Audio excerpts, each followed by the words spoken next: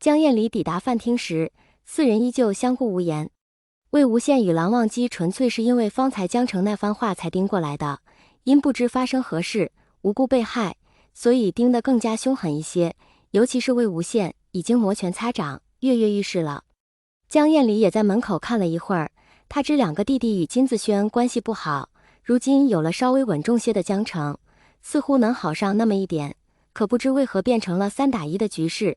再不想点办法估摸金子轩今日在莲花坞不死，也得脱层皮下去。到时金公子在莲花坞遇难的消息一传出去，江澄与魏无羡也得不到好。思及此，他连忙上去救场。阿羡。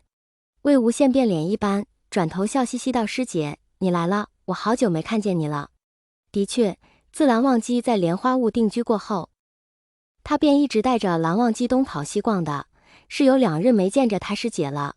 说罢，又起身去拉江晏离，将他拉至自己身旁坐下，再度凶神恶煞地往对面金子轩那里瞪了一眼：“师姐，你万万不可再靠近那只金孔雀。”金子轩，他的思绪千变万化，从江晏离进门时的欣喜，再到见识过魏无羡变脸时的惊叹，最后至如今意识到自己是何处境的尴尬，瞬间只觉脊背发凉。魏无羡把江晏离安置好，才抽出陈情放在手上转着，又一想操纵凶尸恶灵不必自己亲自上手，那种拳拳到肉的感觉好，便又将陈情放下，自己将拳头磨了又磨，瞪眼道：“金子轩，你看蓝湛作甚？”蓝忘机随着几人谈话，看金子轩的眼神也愈发不善起来，方才江澄话中之意，是这位金少宗主看他与魏无羡2人，并非单单他一人。金子轩心里苦啊，他不过此生仅有的一次八卦，还被当事人抓包被3，现如今是4人询问，又无法如魏无羡那般说出蓝湛生的好看这等丢脸至极的话，可谓是彻彻底底在坑里了。江晏离微微一笑：“阿羡，吗？”魏无羡面色在变，将头猛点：“江晏离道：“用膳吧。”魏无羡瞬间忘了金子轩。好。见识过魏无羡度量的蓝忘机，感觉自家阿姐胳膊肘子往外拐的江宗主。午膳过后，金子轩与江澄议事，因早间耽搁了一会儿，议事也晚了些，事务繁忙，2人晚膳都是在书房之内随意解决的，以致虚实才堪堪处理完毕。金子轩踌躇半晌，拖沓着寻思自己是否该走。按说天色已晚，他在莲花坞留宿也是应该的，他纠结便在于此举是否合理，自己也实在拉不下这个脸来请求。他自上次做错事后，便再也没能讨得江晏离的欢心。这么说也不对，应当是他从来未讨得过江晏离的欢心。又思及今日午膳，江晏离替他解围过后，再一个眼神没递给自己，金子轩瞬间没了勇气，以修行之人极快的脚程在莲花坞绕了数圈，正待离开，却恰好遇见江澄、魏无羡与蓝忘机3人。江澄见了他，客气道：“方才是江某疏忽，天色已晚，不如金公子今夜便留在莲花坞。”然而这句当真只是客气而已。金子轩趁他反悔前立即应道如此，便多谢江宗主了。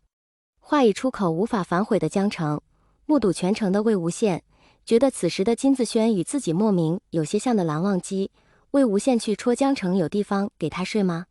江澄多年未与他配合，反应能力下降，默契度顿减，不是还空着一间客房吗？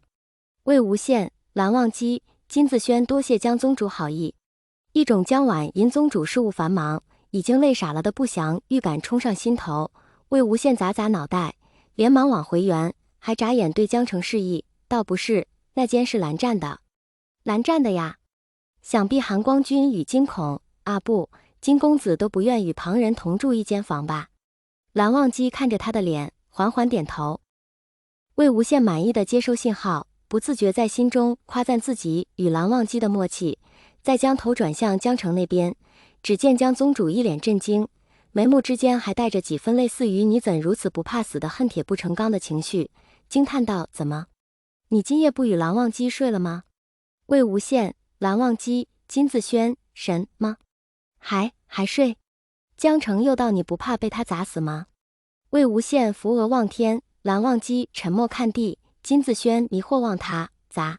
金子轩不知是自己不正常了，还是他们莲花坞不正常了，总之他与莲花坞众人连带着一个姑苏蓝氏的韩光君，其中定有那么1、2个疯了。金子轩问道：“江宗主，杂是何意？”魏无羡再度呲牙：“关你屁！”蓝忘机面色一凝，江厌离早已回房休息。此时若魏无羡与金子轩再生嫌隙，恐怕无人能拉住。今日午间虽有异样，自己不过稍加劝阻，不知怎地这人变得异常乖顺听话，可不知往后是否有用。他开口叫道：“魏婴。”因他心中担忧，声音中难免听出些焦急的情绪。魏无羡连骂金子轩的话还未来得及补完，便回头去寻声音的来源。怎么了？怎么了？蓝湛，你有何事？又是这样，